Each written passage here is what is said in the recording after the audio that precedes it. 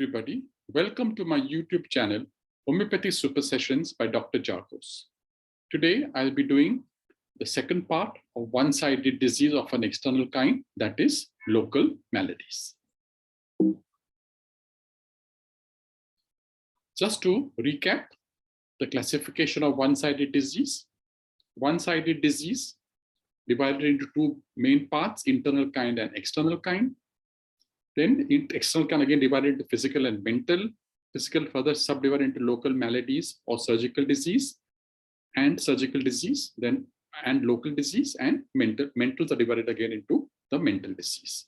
So today we'll see something about local maladies. So please remember, local maladies and local diseases, they are not the same. It has a subtle difference between local maladies and local diseases. Now, what is this difference? As we go further in this video, it will become clear to you. So please remember, it is not the same. In most of the colleges, it is taught that it is the same, but however, it is not. So, one-sided disease of an external kind, that is local maladies. It is given after number 185 to 187. So local maladies are those which appear on the external parts of the body. Even local diseases are one which appears on the external part of the body. That is why in most of the colleges, it has been taught that local maladies and local diseases are the same, but it is not so. Why? We shall see. The old school believed that these parts were alone morbidly affected and that the rest of the body did not participate in the disease. So Dr. Hahnemann said, with reference to the old school, that they believed that only a specific part, specific location, or a specific organ was affected, or a specific local part was affected, to be more precise with local maladies, and the rest of the body did not participate in the disease. This was a theoretical, absurd doctrine which has led to the most disastrous medical treatment. So if you have this view in mind of the old school, that whatever local part was in a disease condition, only that has been affected, the rest of the body is not involved. So this theory or this hypothesis or this doctrine was totally false, and as a result of which, naturally, the medical treatment also given was wrong with disastrous results. So now let us see what are the criteria for local maladies. Number one, it should have been produced a short time previously. Second, it has to be an external lesion. And third, must be trivial in nature. So these are the important points for local maladies, that it should be produced a short time previously.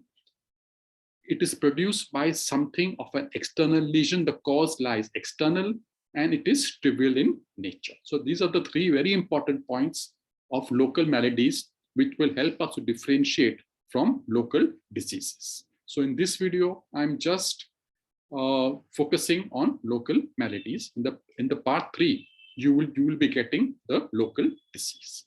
Since the cause is external and trivial in nature, the vital force does not sympathize with the rest of the body. So further, Dr. Hahnemann says that the local maladies are always caused by some external cause, and this external cause is very trivial in nature, and the main part is that the vital force does not sympathize with the rest of the body.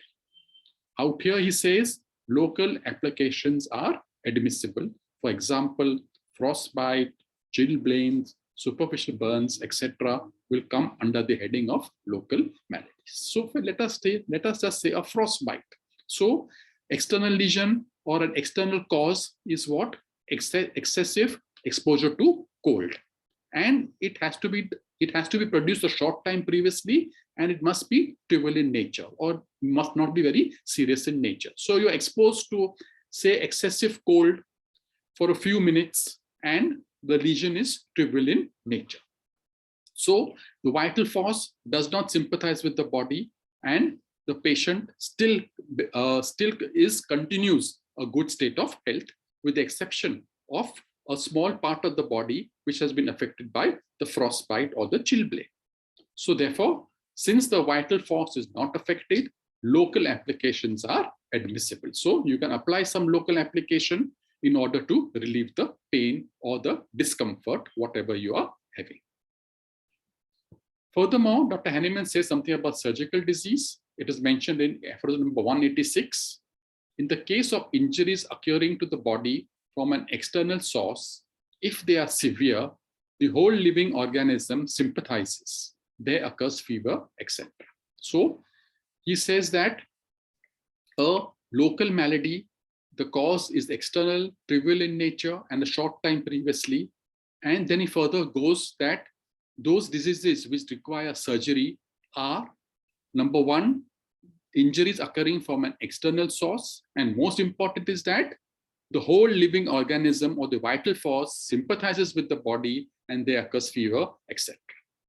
So the treatment of such disease is regulated to surgery. So naturally, if a certain problem is there with the patient which requires surgery, you do not expect to give the homeopathic medicine and cure the disease.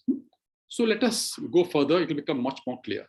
This is right only this is right only in so far as the affected parts require mechanical aid, whereby the external obstacles to cure may be removed by mechanical means. So therefore, Dr. Hahnemann says that such diseases will be regulated to surgery only if the external parts require some mechanical aid. And this mechanical aid, when given, will remove the obstacle to cure. Now, let us see the example that will become much more clear. For example, Dr. Hahnemann has said reduction of dislocation. So suppose you had dislocated, for example, your shoulder joint. Do you expect to give the homeopathic medicine and do you expect the dislocation to be all right? Definitely not. You have to reduce the dislocation with the help of a surgeon or an orthopedic, and whatever pain, whatever discomfort then is occurring, then you can give the homeopathic remedy. Another example, bringing together the lips of the wounds by bandage. Or if you have a deep cut, it is bleeding profusely, do you expect to give homeopathic medicines and stop the bleeding? Definitely not.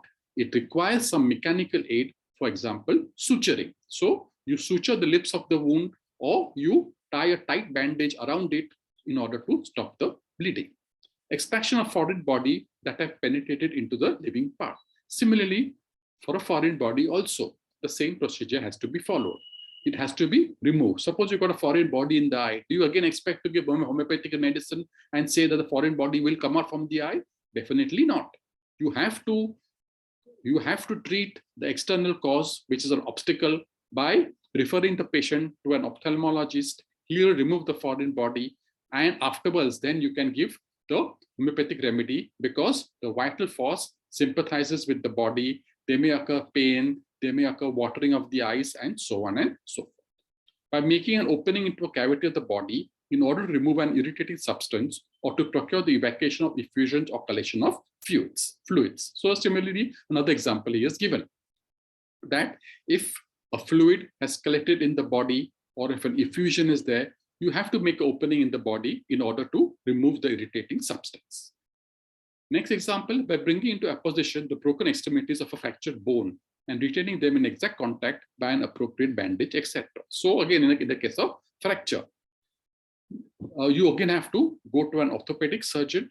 He will reduce the fracture and he will bring it in proper apposition or in proper alignment, and he will plaster the part and give rest to the part.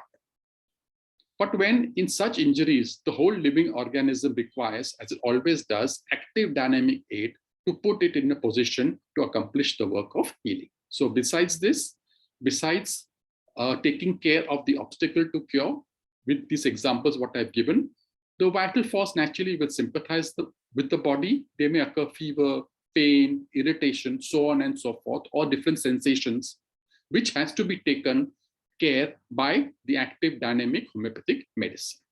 Example, when the violent fever resulting from extensive contusions, lacerated muscles, tendons, and blood vessels require to be removed by medicines given internally. So a contusion is there, and you have then, with the help of surgery, you have lacerated or the lacerated muscles are there, or the contusion is there, you have sutured it and you have brought the gaping wound or the lips of the gaping wound in opposition to each other properly.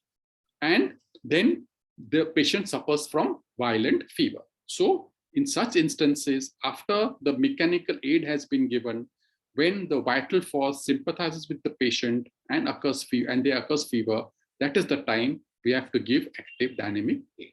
Or when the external pain of scalded or burnt parts need to be homeopathically subdued, then the services of a dynamic physician and his helpful homeopathy comes into requisition. So that's all for this video.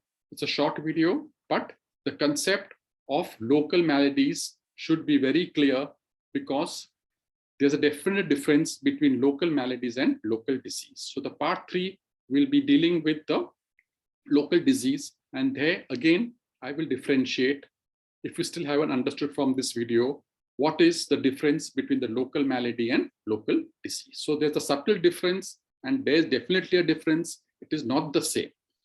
So thank you very much for the patient listening.